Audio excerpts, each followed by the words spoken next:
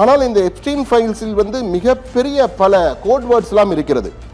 அந்த code words மூலமாக பலர் பேசியிருக்கிறார்கள் என்றெல்லாம் கூறுகிறார்கள். அந்த தீவிலே தான் பல மர்மங்கள் இருக்கின்றன. பல ஹார்ட் டிஸ்க் அங்கிருந்தான் எடுத்திருக்கிறார்கள். அந்த தீவை பார்த்திருந்தால் நீங்கள் எப்படி இருக்கு பாருங்கள். இந்த சொகுசு தீவிலே அனைத்து வகையான ஏற்பாடுகளும் செய்து கொடுக்கிறார்களாம். ஆனால் கேடு கட்ட அந்த இழி பிறவிகள் சிறுமிகளை பாலியல் தொல்லை செய்து அவர்களை சீரழித்திருக்கிறார்கள். இந்த எப்ஸ்டீனுக்கு என்ன தண்டனை கொடுக்கலாம்? மரண தண்டனை கொடுக்க வேண்டும் என்று பலரும் கோரிக்கைகளை வைத்து வருகிறார்கள். எனவே இந்த சூழ்நிலையில் எப்ஸ்டீன் பாருங்கள், அந்த மாளிகையின் உள்ளே எப்படி இருக்கிறது பாருங்கள்.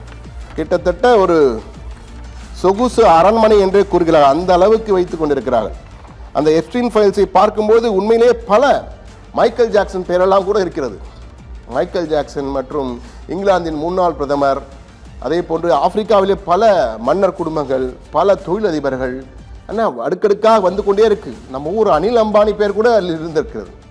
ஆனால் பல மறுப்புகள் தற்போது வந்து கொண்டிருக்கின்றன. ஆனால் அமெரிக்க நீதித்துறை மிக தெளிவாக மிக முக்கியமான ஒரு கருத்தை தெரிவித்தது.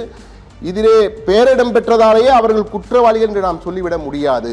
அது ஏற்கக்கூடியது. என்றால் புகைப்படங்கள் எல்லோரும் போகின்ற இடத்திலே எடுப்பார்கள். புகைப்படம் வந்துவிட்டதால் அவன் குற்றவாளி என்று கூற முடியாது. குற்றவாளிகளின் எண்ணிக்கை குறைவாகத்தான் இருக்கும். ஆனால் பல புகைப்படங்கள் இருக்கின்றன. அதை நம்பி ஏமாந்து விடாதீர்கள். அவர்கள் இதில் இடம்பெற்றதாலே, இந்த எப்ஸ்டீன் ஃபைல்ஸில் ஒரு பெயர் வந்து விட்டதாலே அவர் குற்றவாளி அல்ல என்று நீதித்துறை மிக தெளிவாக சொல்லியிருக்கிறது. விசாரணைகள் தற்போது சில வழக்குகள் விசாரணை, சில வழக்குகள் என்றால் எப்ஸ்டீன் இறந்து விட்டதால் அந்த வழக்குகள் மூடப்பட்டு விட்டன. ஆனால் சில வழக்குகள் மேக்ஸ்வெல் உயிரோடு இருக்கிற அவர் கூட்டாளி இந்த பெண்மணி உயிரோடு இருப்பதால் அவர் தொடர்பான வழக்குகள் சிலது நடந்து கொண்டிருக்கிறது. ஆனால் எப்ஸ்டீன் ஃபைல்ஸில் பெயர் வந்ததாலே அவர் குற்றவாளி அல்ல என்பதை மிக தெளிவாக நீதித்துறை சொல்வார். நாமும் அதை சொல்ல கடமைப்பட்டிருக்கிறோம். ஆனால் இந்த எப்ஸ்டீன் என்ற கயவன் தற்போது இறந்து விட்டார். இவன் உயிரோடு இருந்தால், உங்கள் முன் வந்தால், நீங்கள் என்ன தண்டனை கொடுப்பீர்கள்? நீங்களே நினைத்துக் கொள்ளுங்கள். அதனால் தான் நாங்கள் அந்த பெயரை வைத்தோம்.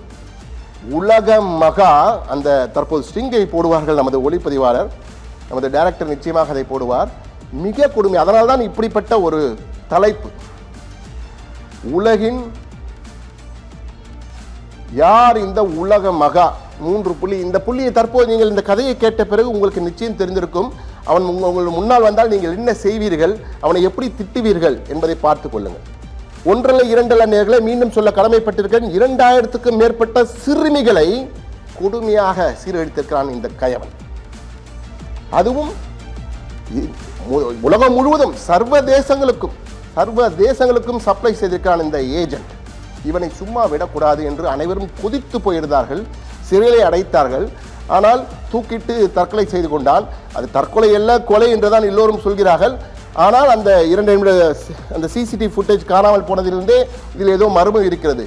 இந்த மர்ம மனிதன் பல கேடிகளுக்கு, பல விவிஐபிகள் என்ற பெயரில் உலவும் பல கேடிகளுக்கு உடந்தையாக இருந்திருக்கிறான். இவனை சும்மா விடக்கூடாது என்ற வகையில் தான் இந்த தலைப்பை வைத்திருக்கோம். யார் இந்த உலக மகா டேஷ் டேஷ் டேஷ் டேஷ்?